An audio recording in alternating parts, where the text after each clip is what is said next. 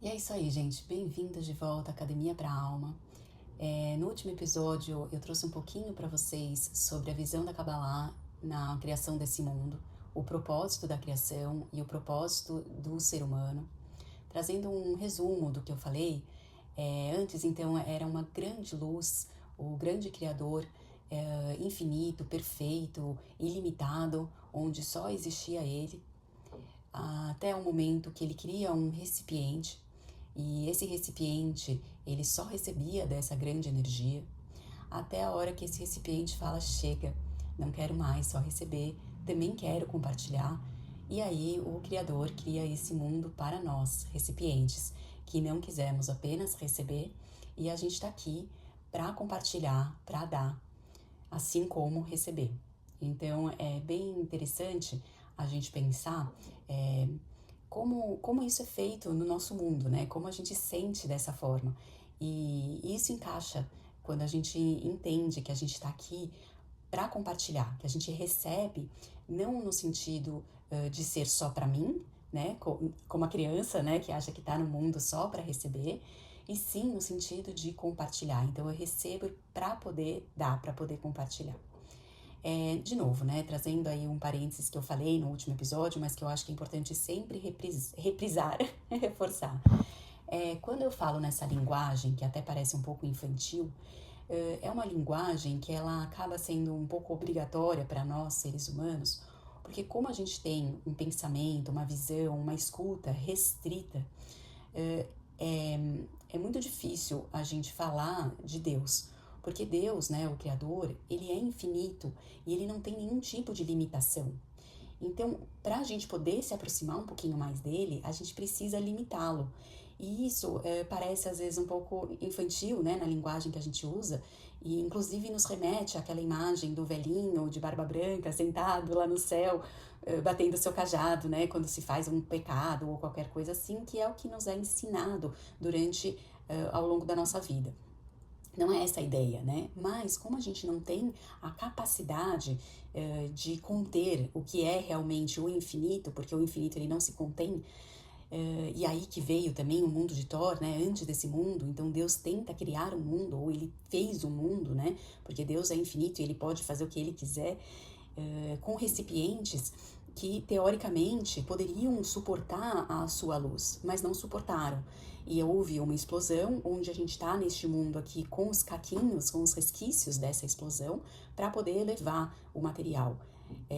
Então, o que acontece é exatamente esse ponto onde a gente não tem como entender ou como nos familiarizar, vamos dizer assim, com Deus, por ele só nesse pensamento infinito, ilimitado. Não cabe na nossa mente restrita humana.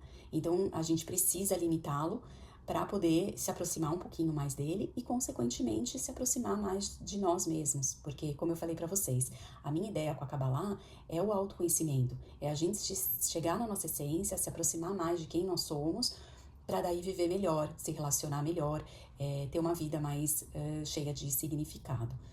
E esse conceito na Kabbalah, ele tem o nome de Tzimtzum, que é quando então Deus, ele cria, né, ele faz os seus Tzimtzumims para estar neste mundo. O que é então esse Tzimtzum? Como eu já falei para vocês também, não se apeguem a nomenclaturas, porque a minha ideia aqui é só trazer em termos de curiosidade, né? Mas não ficar focada na nomenclatura em si. Mas o Tzimtzum, eles foram se ocorrendo, né? A Hashem faz isso, Deus faz essas restrições para poder estar nesse mundo oculto.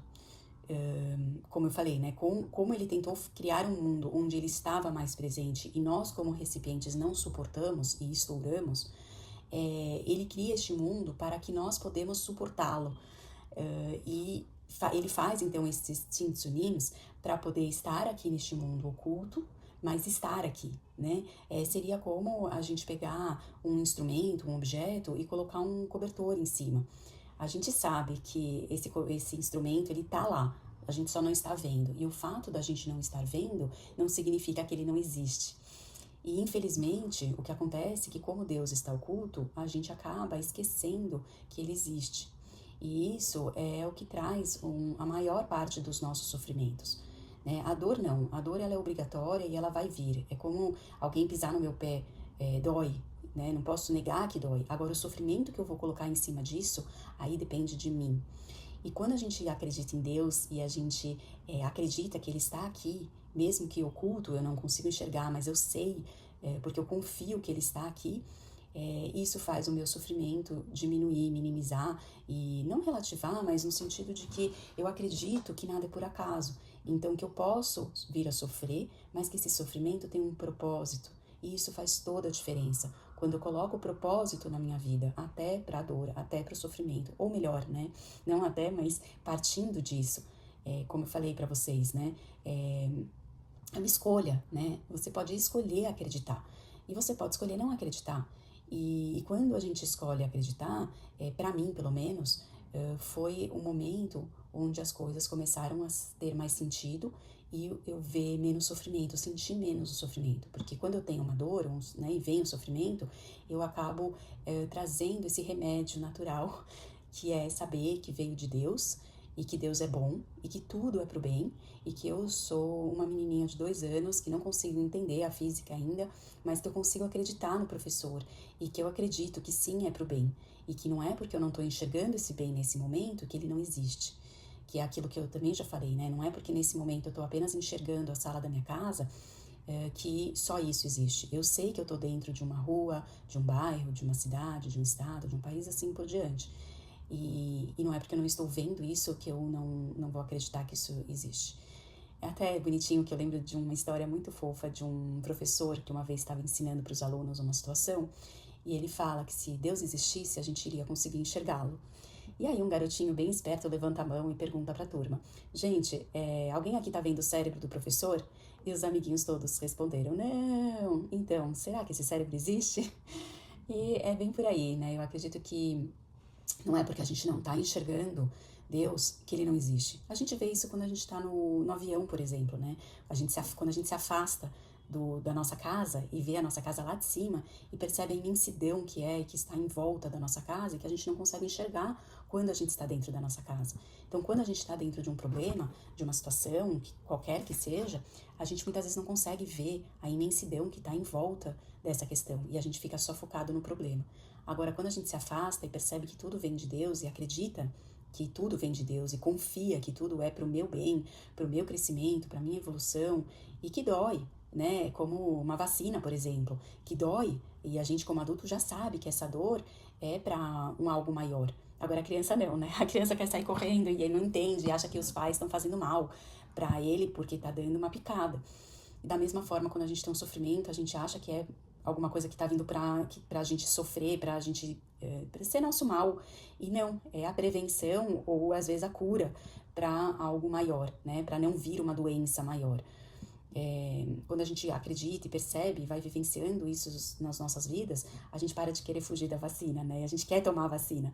Então, até é interessante, né? Hoje em dia as mulheres, não só mulheres, né? Eu acho que todos que querem emagrecer e vão em busca dessas injeções, eu nem sei como funciona essa injeção mesmo, aonde que dá, mas é uma injeção, eu imagino que é uma dor, que é uma picada, que você tá fazendo pro seu bem maior. Então, é sobre isso, né? O Hashem, né? Deus, o Criador, ele fez o Tzimtzum, ele faz isso todo momento, porque o nosso mundo está sendo criado a cada instante, não é uma coisa estagnada, né? A gente pensa às vezes, Deus criou o mundo. Não, Deus criou e cria o mundo.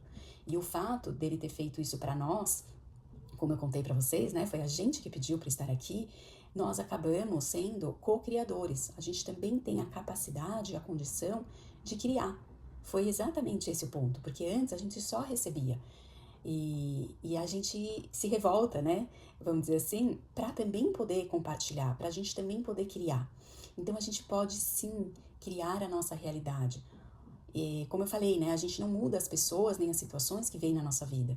A gente não muda a dor que a gente vai vir a sentir. Mas a gente pode vir a mudar o nosso sofrimento, a forma que a gente vai encarar as pessoas e as situações, a forma que a gente vai encarar a dor, a realidade.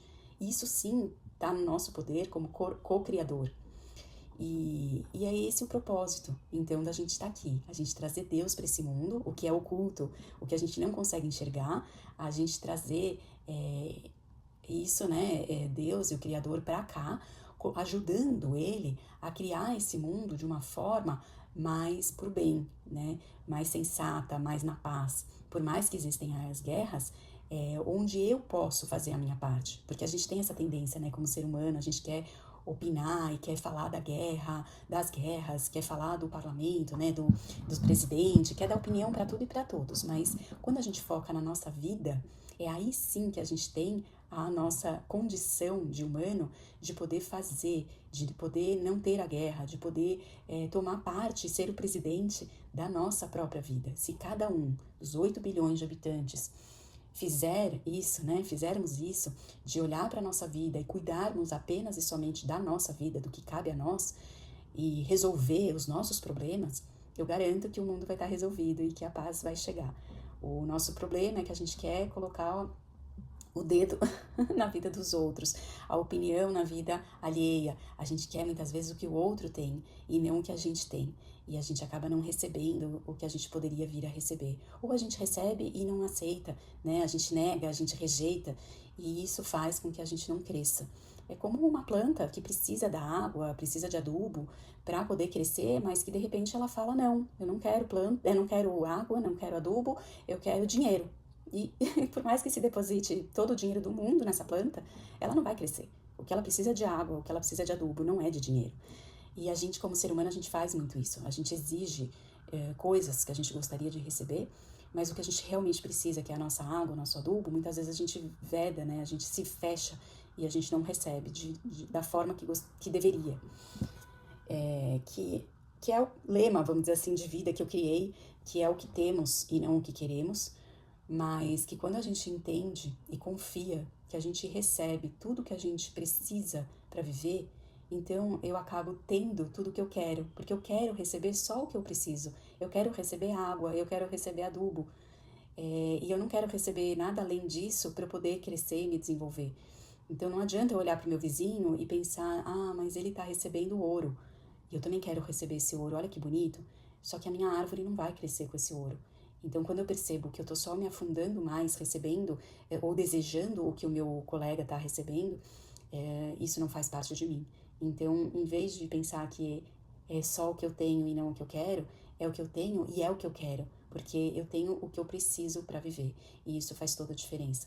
Quando a gente coloca Deus na nossa vida dessa forma, a gente consegue se adubar, a gente consegue se irrigar e a gente consegue evoluir e crescer e aprender e amadurecer, que tudo que a gente recebe não é por acaso, é pro nosso bem. Mesmo a pisada no pé, mesmo o perrengue, mesmo a batida no carro, o que quer que seja, a maior dor possível. Quando a gente internaliza que isso é pro meu bem, mas que eu não entendo nesse momento, mas que eu recebo, é o que eu posso fazer nesse momento para crescer. Agora, quando eu bloqueio e falo: não, eu não quero receber essa dor, eu não vou receber essa dor, o sofrimento ele é muito maior, porque eu não permito estar neste mundo da forma que eu deveria estar. Eu quero eu poder controlar, e eu não controlo o que vem de fora, eu controlo só o que vem de dentro. Eu costumo dizer que existe um controle só na vida. E se eu coloco ele para fora, querendo controlar as pessoas e as situações, obrigatoriamente eu não estou controlando dentro. E se eu faço o inverso, eu paro de controlar o que vem de fora e entendo que eu nunca, em hipótese alguma, vou conseguir controlar o que o outro vai fazer, o que o outro vai pensar, a situação que vai acontecer ou não, que não vai acontecer. Quando eu paro e entendo que eu não vou controlar tudo isso que vem de fora, eu passo a colocar o controle para dentro. E eu controlo só a minha maneira de enxergar e de receber os outros e as situações. E isso faz uma diferença incrível para qualquer pessoa e qualquer situação que possa vir a acontecer nas nossas vidas. E aí eu prometi para vocês que hoje eu ia trazer o conceito do pão da vergonha, que a Cabala usa essa expressão para falar sobre essas coisas que a gente recebe sem o merecimento, mas que a gente recebe e que é muito bom quando a gente recebe essa amostra grátis até um determinado ponto, porque depois vira vergonha de receber sem esforço. Então seria como se eu fosse no supermercado e tivesse um representante lá e que me desse um chocolate, e eu amei o chocolate, eu volto todo dia para receber esse chocolate. Só que chega um momento que esse representante ele já não tá mais lá, e eu vou ter que comprar esse chocolate, eu vou ter que pôr o meu esforço para ter esse chocolate. Com certeza, esse segundo movimento, ele vem com muito mais simplicidade, no sentido de que ele faz parte de mim. ele não vem mais do outro. Então, é como se encaixasse, sabe? Eu tenho certeza que todo mundo que tá aqui já passou por alguma situação na vida onde sentiu um empurrão, sabe? De acordar com aquela inspiração e aquela vontade de fazer alguma coisa, e aí vai, sei lá, pra cozinha e faz aquele bolo, que sai aquele bolo maravilhoso, e todo mundo elogia e tudo mais, e parece que foi tão fácil fazer. E aí você vai tentar repetir isso e não sai, nunca mais sai daquele jeito. Esse momento, esse primeiro momento de inspiração, que é essa força que a gente recebe de fora, né? Parece muito gostoso e é muito gostoso quando a gente recebe. Mas quando a gente coloca o nosso esforço e a gente sente aquele merecimento por ter feito por minha conta, por ter barrado o meu lado instintivo, negativo, de falar, não vai, não faz, e não, eu vou lá, eu vou fazer, né? Então aquele dia, né, que você tá na cama pensando, eu tô morrendo de preguiça, hoje eu não queria levantar, mas aí levanto e vou e faço, e vou pra academia e saio da academia com muito mais prazer, uma adrenalina muito mais minha e real de que eu lutei, de que eu fui, de que eu venci, eu quebrei essa barreira. Então, imatura, né? Quando a gente é imaturo, né? A criança, ela quer receber por receber. A gente tem 3 níveis de alma, né? A Nefesh, Ruach e Neshama. Quando a gente é criança, a gente tem só a Nefesh, que é esse lado de só querer receber por receber. E a gente acha que é muito legal, muito gostoso, que eu só recebo e eu não preciso fazer nada por isso. E imaturamente, sei lá, quando a gente é imaturo, a gente acha que isso é a vida, né? E a beleza da vida. A gente só está na vida para receber. Que foi um princípio da criação, né? A gente era um recipiente que só recebia. Só que chega um momento da vida que a gente barra isso e a gente fala, chega, eu não quero só receber, eu preciso também compartilhar, eu preciso também dar, eu preciso também ser, eu preciso também estar na vida. E aí chega esse segundo momento que é Ruach, que a gente recebe esse espírito, esse sopro, esse vento que vem e fala, que gostoso poder compartilhar, que delícia emprestar a minha borracha para o meu amigo, olha a alegria que eu deixei nele. Esse segundo momento, ele é exatamente esse momento da condição de dar para o outro com a condição de que o outro então ficou alegre por receber. Ou dar para o outro na condição de que, então meu pai vai ver que eu fui legal e ele também vai querer me dar alguma coisa em troca. É um segundo momento onde a gente entendeu que a gente não está aqui só para receber, mas também para compartilhar, mas ainda é um compartilhar com condição. Onde eu quero dar, mas com a condição de que eu vou receber. A gente, infelizmente, como adulto, faz muito isso, muitas vezes. Então eu vou me comportar direitinho, porque daí Deus vai perceber que eu estou fazendo tudo certinho, viu, Deus? Então agora você pode me dar o que eu peço. E é um segundo estágio muito importante, muito bem-vindo, muito benéfico, mas que ele ainda falta o último pedaço, que é a nossa Neshama, que é a verdadeira alma, que a gente recebe na hora que a gente entende que a gente está aqui para compartilhar incondicionalmente. A gente sente muito isso quando a gente vira mãe, pai, que a gente dá o amor incondicional para os nossos filhos. A gente ama eles, independente se eles estão fazendo a birra no shopping. A gente está amando, por mais que a gente está com raiva e a gente está doido da vida, né, daquela situação, a gente continua amando nossos filhos. Esse é o verdadeiro amor incondicional. E este é o verdadeiro dar incondicional. Eu dou e eu faço independente do que eu vou receber em troca. O conceito da tzedakah no judaísmo, que a gente dá para o outro aquilo que a gente tem de melhor, independente do que o outro vai fazer com aquilo. E quando eu falo em tzedakah, muitas vezes a gente pensa em dinheiro, né, no material, em doação. Quando a gente fala em doar, né, a gente já pensa em dinheiro. E não, né, a gente pode ampliar esse conceito e pensar que tzedakah e que a doação é doar o que a gente tem de melhor. E não necessariamente o dinheiro. Então, que pode ser um sorriso. Pode ser que de repente eu tô na rua andando e eu olho para uma pessoa e simplesmente eu abro um sorriso para essa pessoa. E o que essa pessoa vai fazer com esse sorriso eu não sei. Pode não fazer nada. Pode me achar uma babaca, uma louca que sai sorriso para todo mundo. Mas que pode fazer toda a diferença para essa pessoa que às vezes estava triste andando na rua e que de repente viu um sorriso e reflete nele esse sorriso, um outro sorriso. Eu lembro que uma vez eu estava andando na rua com a minha filha do meio. Quando ela era pequenininha, ela tinha o cabelo todo arrepiado. Parecia até que eu que colocava gel pra cima, mas não era, era natural dela. Parecia que ela tinha levado um choque, sabe? Era tão bonitinho, o cabelo todo pra cima. E chamava atenção. E uma vez eu tava caminhando com ela indo pro shopping e tinha um casal vindo na nossa direção, brigando. Então era nítido, assim, ver aquele nervosismo e aquela reação que tava entre os dois. E a hora que os dois olharam pra minha filha, um apontou, já não lembro qual que foi que apontou, e falou pro outro, olha lá, né? E os dois caíram na gargalhada. E foi tão bonito de ver, porque às vezes é isso, às vezes a gente está no nosso mundo triste, amargurado, tenso, preocupado, e de repente a gente pode olhar e ver um sorriso e ver uma piada e sair desse lugar.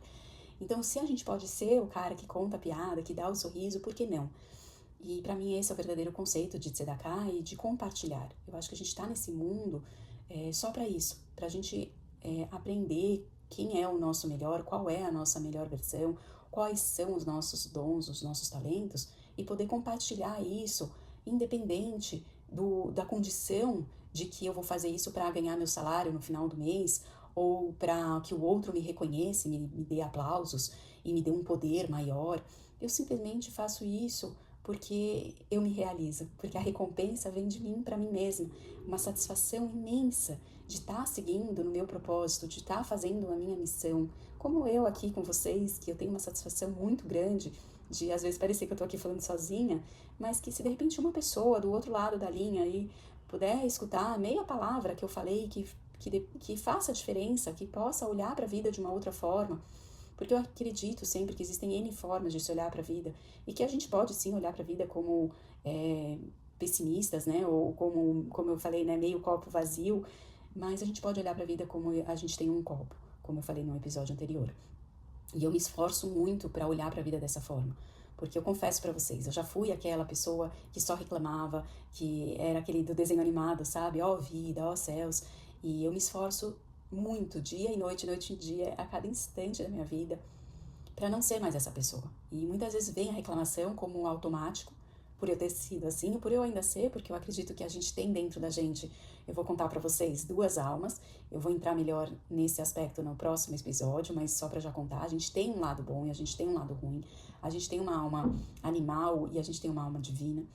Então eu ainda tenho dentro de mim esse ímpeto, às vezes esse instinto da reclamação, do ó vida, ó céus, mas eu luto a cada instante da minha vida de olhar que não, eu tenho um copo, então só de eu estar aqui eu posso agradecer. E trocar a reclamação por um agradecimento, isso faz toda a diferença. Parece algo óbvio, algo banal, mas que não é. É algo simples, mas que é dificílimo de fazer. Quando a gente está no meio de um perrengue, a gente quer reclamar, a gente quer olhar a gente como vítima. E quando a gente se coloca nesse lugar de vítima, a gente só sofre.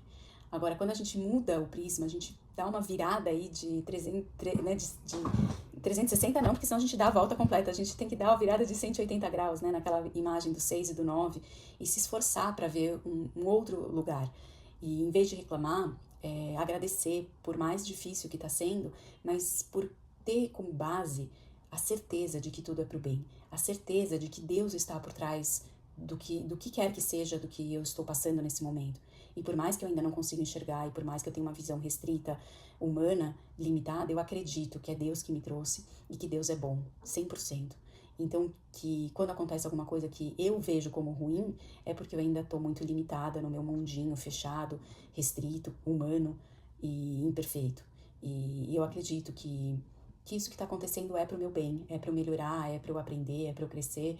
Então eu paro de reclamar, eu paro de olhar as coisas de uma forma pessimista, uma forma ruim. E eu não vou também para o outro extremo, que eu não acredito nesse extremo que dizem poliana de ser, né? Que tudo é lindo, maravilhoso e o otimismo sem causa, sem consequência, porque fica uma coisa que não é real, fica uma coisa ilusória, fantasiosa, um mundo de Alice, né? Onde teoricamente tudo é perfeito, mas que quando ela cai nas mãos da Rainha de Copas, ela percebe que ela criou um mundo ilusório e de que a gente precisa voltar para a realidade, que este é o mundo que nós pedimos para ser criado e para sermos criados nesse mundo onde a gente recebe e a gente compartilha. E a gente compartilha com essa intenção de que o que vai voltar para a gente é o óbvio de que é esse prazer, que para mim este é o prazer real e não ilusório, não um prazer instantâneo, imediato de, sei lá, comer um doce delicioso que na hora dá aquele prazer, mas que depois vem a culpa de, eu comi demais.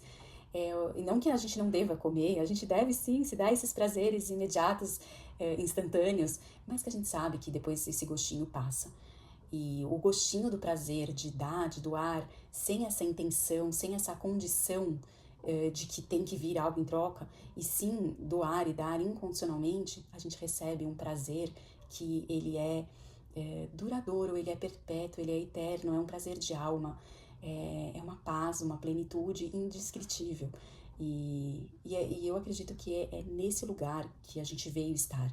Então, quando a gente se dedica a estar neste lugar, que não é fácil, que a gente precisa todos os dias, cada instante da nossa vida, martelar, instalar esses apps, né, dentro de nós, de que tudo é pro bem, de que nada é por acaso, de que existe um Deus por trás de tudo isso, e esse Deus, ele é bom, e ele só quer o nosso bem, e a gente é muito pequeno para entender, para absorver o que está acontecendo, mas que quando a gente acredita que tudo é pro bem e que nada é por acaso, então a gente consegue minimizar a nossa dor e o nosso sofrimento e lidar com tudo e com todos na vida de uma forma muito mais tranquila, muito mais sensata, muito mais plena e muito mais de acordo com a nossa essência, com o que nós viemos fazer neste mundo, que é elevar as partículas da matéria, que é se encontrar com Deus mesmo na ocultação dele, mesmo nesses tzintzunims, né, nessas restrições que ele fez para estar nesse mundo, é sentir Deus, é sentir o nosso cérebro, nosso coração, que a gente não enxerga, mas que a gente sabe que eles existem.